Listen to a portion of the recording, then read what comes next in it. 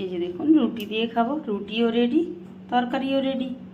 ছোট ছোট আলু আর এখানে সয়াবিন, তো এগুলো ভিজিয়ে নেব সয়াবিনটা, আর আলুটা সিদ্ধ করে নেব।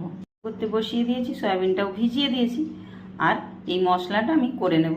দেখুন পেঁয়াজ, আদা, রসুন, জিরে আর লঙ্কা এটা পেস্ট করে নেব। ভালোভাবে সিদ্ধ হয়ে গেছে আর এগুলো ভিজে গেছে ভালোভাবে সয়াবিনগুলো। আলুগুলো ছাড়িয়ে নিয়েছি আর সয়াবিনটাও জল থেকে ছেঁকে নিয়েছি। এবার কড়াইয়ের মধ্যে দিয়ে দিলাম তেল। তেলটা গরম হয়ে গেছে, দিয়ে দিলাম তেজপাতা আর সঙ্গে বেটে রাখা মশলাটা। এরপর এর মধ্যে দিয়ে দিলাম মতো লবণ। মশলাটা কষা হয়ে গেছে, এবার দিয়ে দিলাম আলুগুলো। খুব সুন্দর কষানো হয়ে গেছে।